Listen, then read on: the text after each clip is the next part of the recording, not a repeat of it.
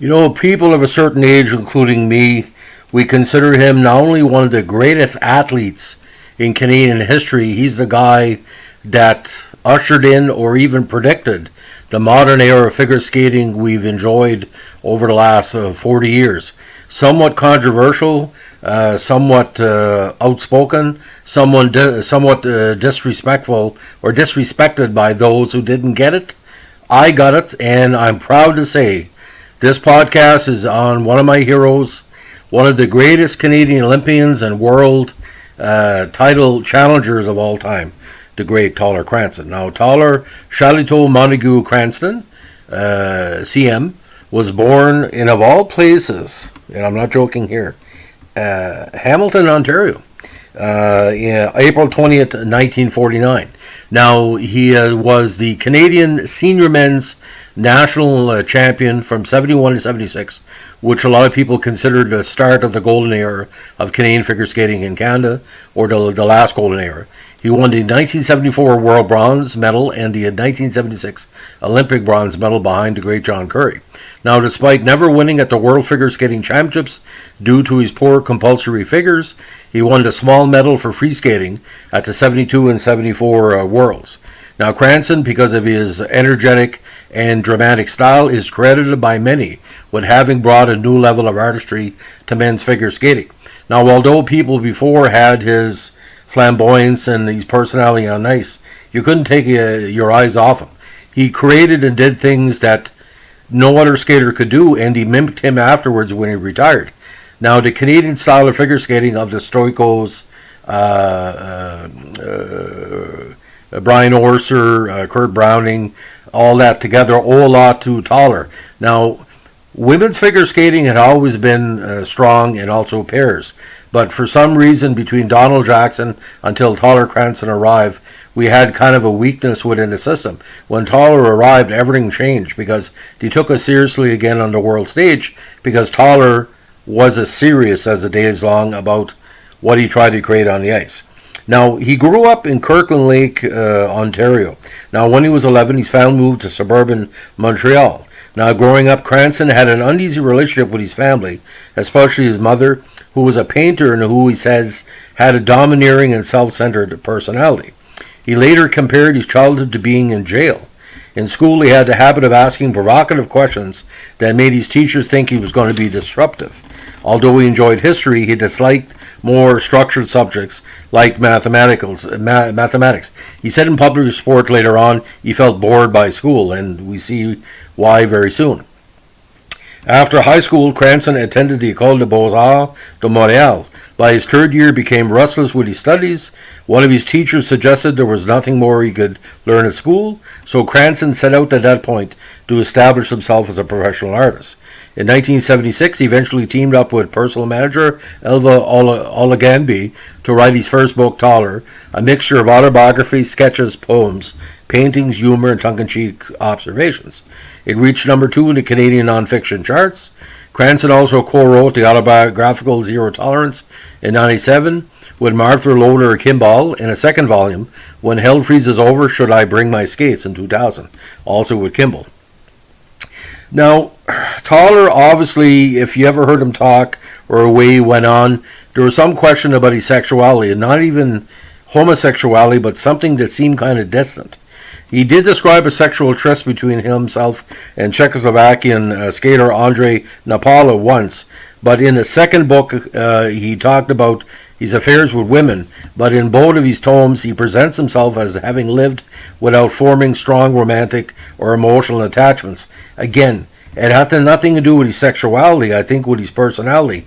If you see the documentaries on him and the way he spoke and the way he presented himself, he was a searcher, but the type of thing, that's not what that Canada wanted. But for the people like me coming up, we were searching for a new path in our life as Canadians.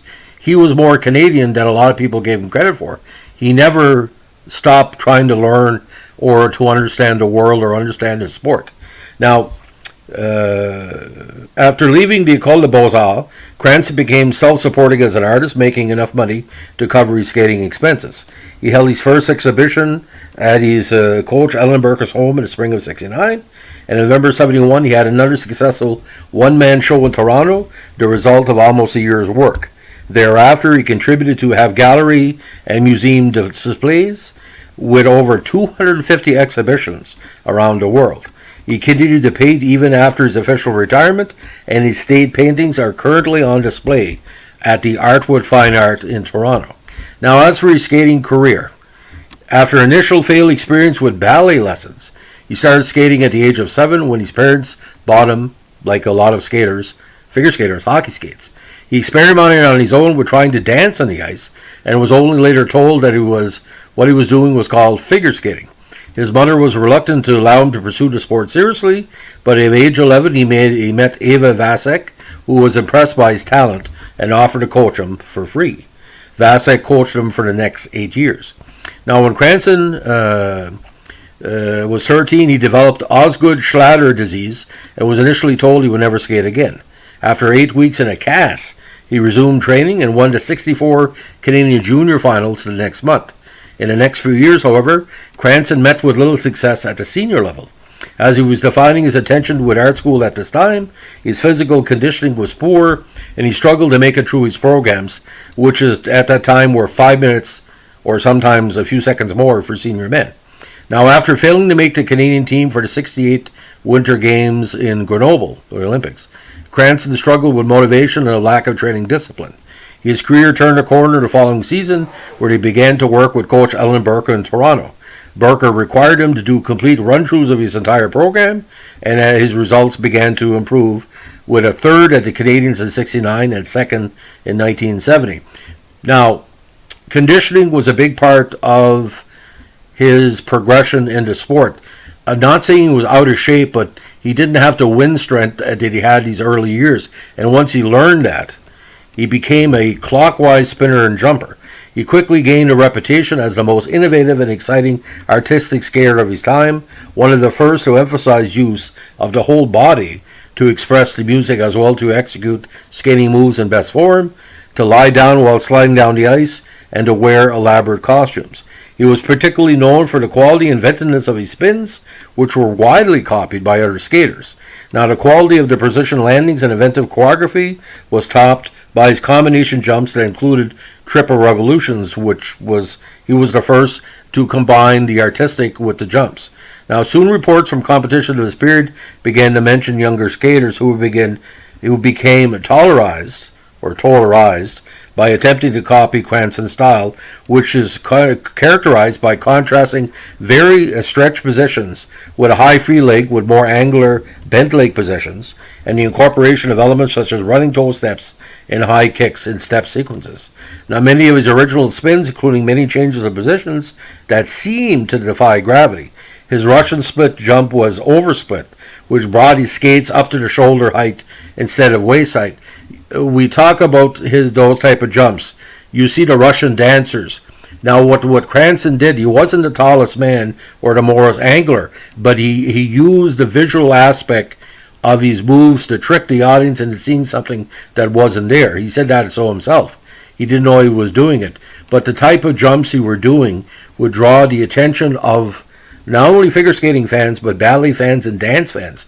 So technically, he was the first skater to incorporate dance purely in skating. Now, during his competitive career, Cranston had talked about his goal in skating to create what he called theater on ice, or skating as a form of dance expression, rather than winning medals. He explained that the purpose of perfecting the technical aspects of the sport was to allow the body to express the music or emotion. Now, Cranston won his first national title in '71 with a performance that included triple salchow and loop jumps, and he received a standing ovation from the audience. Now, it was in the 1972 season that he truly established his reputation in the sport.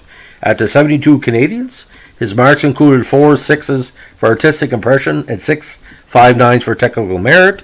At this time, the artistic impression mark was the sport was to be graded on the quality of the jumps, landings, and spin, and the choreography to the music.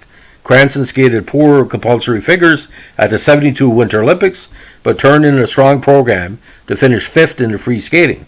At the '72 Worlds, He won the free skating medal with another superb performance, again landing triple loop and salchow jumps and receiving a thunderous standing ovation, as well as a perfect 6.0 mark for artistic impression. He won that same medal again at the 74 Worlds, in addition to winning the overall bronze medal. Cranston also was the 1976 Olympic bronze medalist, again winning the free skate medal. So how it works here, he would do the set figures, finish maybe 6th or 7th, get 2nd to 4th place in the short program, and win the free. Now, in the modern era, he'd be a world champion.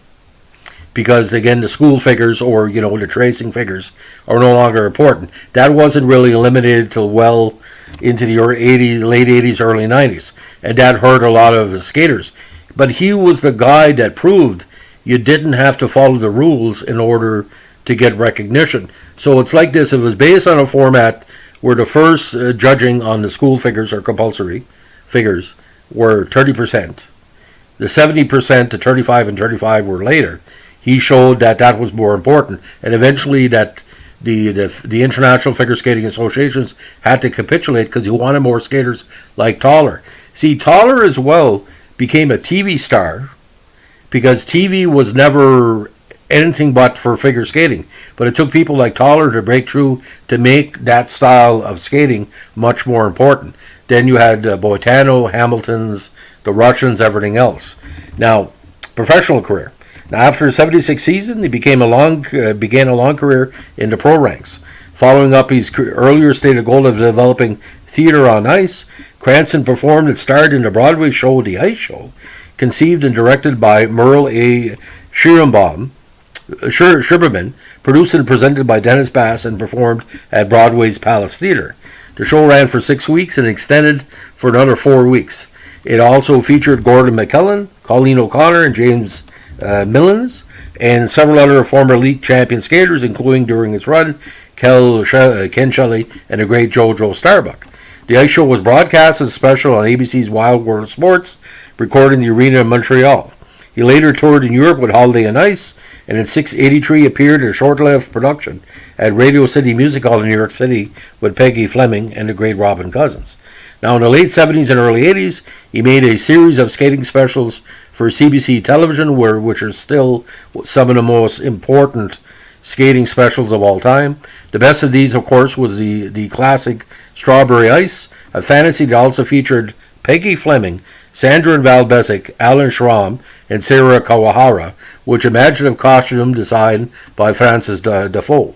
The production won a variety of awards, including an actor award, and was redistributed in 67 countries. Cranston's other TV specials, including Dreamweaver and Magic Planet. Now, during this period, Cranston was a regular on the Canadian variety show, TV show Stars on Ice with Alex Trebek, and appeared in the similar NBC series The Big Show in 1980. Now, his other television credits, including a cameo appearance in an Ice Ballet production of The Snow Queen in 1982, starring Olympic champion John Curry and Olympic medalist Janet Lynn. In 1983, he portrayed the character of Tybalt in Romeo and Juliet on Ice, a production starring Canadian figure skater Brian Polkar and Dorothy Hamill as the title characters. He also appeared in Joni Mitchell's concert film, Shadows and Light, and he made a non-skating acting appearance in the 1983 short film of I Am a Hotel, a music video featuring songs by Leonard Cohen. He was also on the back cover of Joni Mitchell's album, Hijara. Now, throughout the 1980s, he was a regular competitor at the World Pro Figure Skating Championships and other made-for-TV pro skating events. In 1986, he was one of the cast members of the original IMG-produced American Stars on Ice tour, no relation to the Canadian TV series of the same name, and appeared with the show for the next several years. Now, Cranston was also a commentator on CBC television for figure skating events, including a dramatic response to the Brian Orser Championship in 1987, where he basically lost his friggin' mind and was crying on national TV because he was so proud of the whole situation. Now, however, in 1991, the CBC fired him, citing concerns from the Canadian Figure Skating Association that his often brutally frank and opinionated commentary was denigrating the Canadian skaters. Cranston filed a lawsuit against the CBC that was eventually resolved in his favor. And to say this, Don Cherry was like that. He wasn't fired, but Toller wasn't scared to say what he was going to say. And why wouldn't he say that? He invented the friggin' way that the people were skating. And if they weren't living up to what he was talking about, that wasn't his fault. Now, this is where some controversy came in as well. In summer of 1990, Cranston agreed to coach very, very troubled American skater Christopher Bowman, who had $1 million worth of talent, but had some really, really big personal problems. He eventually moved into Cranston's home in Ontario. Now, the influence of the notoriously unstable Bowman on Cranston's life was disastrous. Cranston later wrote, "Drug dealers buzzed the front doorbell morning, noon, and night. Prostitutes invaded my house from the street, and Christopher sometimes announced that he was going out for a carton of milk and didn't return for 3 days." Having lost the ability to tolerate Bowman's behavior any longer, Cranston finally threw him out in the fall of 1991. Meanwhile, Cranston had become so depressed that he was unable to paint and started taking drugs as well. At this time, he began to make changes in his lifestyle. He sold his Toronto house, which was cluttered with art he had collected over the years, and bought a house in San Miguel del Allende in Mexico. Now, Cranston did continue to perform in Canada with Stars on Ice and IMG's Smaller City Tour, Skate the Nation, for the next several years. However, in the fall of 1994, he broke his leg while practicing for a holiday show in Vail, although he made a few skating appearances afterwards. In 1997, he decided to retire from professional skating before, as he described it, he became a parody of himself. Now, again, 9th at the 72 Olympics, 3rd place in 76. At the Worlds between 1970 and 76, 13th, 11th, 5th, 3rd, 4th, and 4th. North American Championships, 6th and 69, 2nd and 71. Skate Canada International, 1st in 74 and 76. And St. Gervais Championships, 3rd in 1970. Now, at the Canadian Championships, he was 3rd and 1st at the junior level in 63 and 64. At the senior level, 4th, 3rd, 2nd, 1st, between 68 and again the 76 retirement from the amateur ranks. Now, upon his retirement, he took residence in San Miguel, as we talked about, which was a UNESCO World Heritage Site, where his large and beautifully decorated home and studio, as well as painting, became his main artistic forms of expression. Cranston's work also incorporated themes related to skating. Now, in 2010, he did come back to skating for a short time as a guest judge for Battle of the Blades, which is the popular Canadian game show with figure skating, which would appear on CBC television. In 2013, he was appointed as the official artist of Skate Canada and produced the signature poster for the 2013 ISU World Figure Skating Championships in London, Ontario. Now, unfortunately, Cranston was found dead at his residence from an apparent heart attack on the morning of January 24th, 2015, at the young age of 65. Can you imagine if Toller was still alive in 2021? What great things you could do for on the world level as a trainer, as a coach, as an announcer. Now, Skate Canada paid tribute to him with a moment of silence at the Canadian Championships in Kingston that year, which were being held around the time of his death. Toller's will, unfortunately, was found invalid, and his siblings were left in control of his estate and sold more than 12,000 items from his collection. Now, Cranston, a massive amount of honors here, and we're going to go over them. He was inducted in Canadian Olympic Hall of Fame in 76, the Ontario Sports Hall of Fame in 96, the Canadian Figure Skating Hall of Fame in 97, Canada Sports Hall of Fame in 97, and Canada's Walk of Fame in 2003. He was made an Officer of the Order of Canada in 77 and received a Special Olympic Order from the Canadian Olympic Association in 95. He was also inducted into the World Figure Skating Hall of Fame in 2004. Now, the reason why I'm doing this podcast, there was some question in recent months why there aren't more Toller Cranston videos available online, some international followers of his career. I think that CBC is doing and CTV should join together and try to publish as many of Toller Cranston's performances including Stars on Ice and the other shows, to bring it back to have a Tyler Cranston archive for new generations. There is not a day goes by. I've been a sports reporter pretty well since the 80s that I don't miss Tyler, because Tyler spoke his mind. You may not agree with what he had to say, but he could back it up. My God. Canada was nothing at the world level for years. We're okay in pairs, but the singles, Karen Magnuson, the silver, and a few other bright spots, but Tyler carried the flag of the whole country and carried the whole artistic flag, not only for Canada, but for the States, every country in the world. They would steal from this guy. And he went there and he said, this is who I am. This is my truth on the ice. If you don't like it, go fuck yourself. He never said that, of course. But, like I said, the only people I can think I can compare him to is people like Truman Capote or Ginsburg or people like that are so self-assured that you have to respect them. Because no matter what he said, you listened. You listened to, like when he got fired from the CBC for the commentary he made it about the skaters, he was right. I would see it, but the problem is, if you don't really, the people that fired him didn't really respect him. What do you think he was going to say? Not be Tyler Cranston? He's Tyler freaking Cranston, for God's sake. You know, in the history of Canada, he's one of the most honest athletes of all time. If you really wanted to know the harsh truth, you went to him. And I know he was hard on certain people, and the documentaries and the different in the books, they're hard reads. But all I can say is that when he took that ice, he had all of Canada in the palm of his hand. And then the world came along. He didn't need to win the Olympic gold medal or the world championships. He was our champion. So, and again, Tyler, may you rest in peace. If you're looking down, just remember, we do remember you, and we hope that the ice surface in the sky don't have the compulsory figures for you to do before you just give your 2-minute practice performance or whatever. So listen, ladies and gentlemen, if you like our vintage podcast we're doing here, please give us a like, comment, or subscribe. We thank you for dropping in, and God bless Tyler Cranston. Have a good day. Bye.